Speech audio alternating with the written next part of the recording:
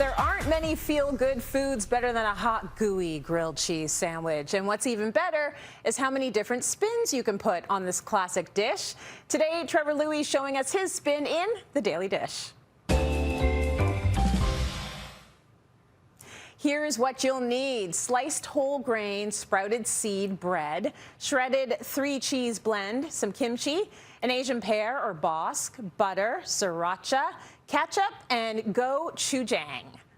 Okay, Trevor, this is a grilled cheese reboot, and what I love is that you say your grandmother did a lot of the cooking at your family restaurant you grew up in, and she made a mean grilled cheese. So tell me about her spin on it.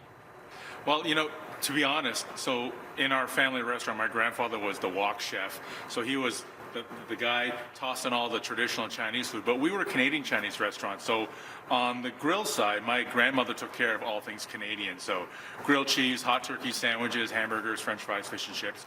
And she just made a really mean classic Canadian grilled cheese. For a woman who was an immigrant from Hong Kong and had no classical training in the kitchen, she was amazing. But growing up as an immigrant in our homes, we always went into our fridges and got the fun stuff to make these creative grilled cheeses, of which I'm going to make one for you today. Listen, I am very bland when it comes to the grilled cheese. I am the basics, the classics, but I love to hear how you can mix it up, Trev. So how do we start with this one? What you want to get started with is some sriracha and plain butter. You can make this ahead of time, either really slow on heat or in your microwave, and then you can actually put a little container of it like I have, and put it in your fridge away. I've already got some already made. So with a little basting brush, we're going to just baste our bread. I like to use a little bit of a thicker spread of bread because there's a lot of stuff going in this, so you want to make sure that it holds well. And then we're just going to put it right into that hot pan. You really have to watch your heat on this because the sriracha has sugar, so it might burn and turn a little black a little faster. So as we're doing that, we're going to mix together our filling. Kimchi, chopped up julienne. I'm going to put that into a bowl, and then I've got some julienne pears here. I'm just going to mix that up. And that's going to be ready to go. But the first thing we're going to do is that first piece that's down, you'll see it's already starting to get a little charred. Exactly the way we like it. We'll turn the heat down. Going to go for that triple cheese blend.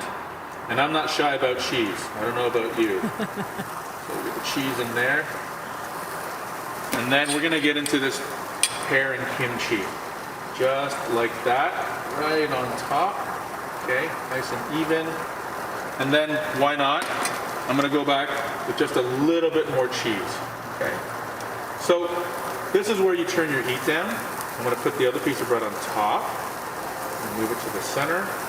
And what we'll do now is we're going to turn the heat down. Now, you can either finish this in the oven really slow. What I want to do is I want to cover it up and just let that radiant heat sort of just slowly melt that cheese bit by bit. Now, I don't know, there's a lot of people who are anti-ketchup when it comes to grilled cheese, but for me, I have to have ketchup. But since we're doing a Korean version or Korean influence and inspired grilled cheese, I'm doing a gochujang ketchup. Don't know if you guys know what gochujang is, but this is like one of my favorite things in my pantry. It's fermented chili paste, which is a very common Korean condiment. I put it on a lot of stuff. I've got some good old Canadian ketchup here. I'm going to put a little bit of squirt of, I go half-half, so 1 part ketchup, 1 part gochujang. Very simple. Just get your spoon, mix it up. Now this gives that a little bit of that, you know, chili bean taste and a little bit of that sweet tangy ketchup all ready to go. And that's going to be ready for dipping. I'm going to take a look at this because we're probably going to have to flip this baby. I can see the cheese melting a little bit on one side. Look at that. It's a little bit of Asia, a little bit of Canada, all mixed up together. I'm sure this is how you guys do it at home, but this is how I do it. It's exactly how I do it at home. Exactly. Except I don't have the bite of the chili paste, and that sounds like an amazing addition. Trev, thank you so much.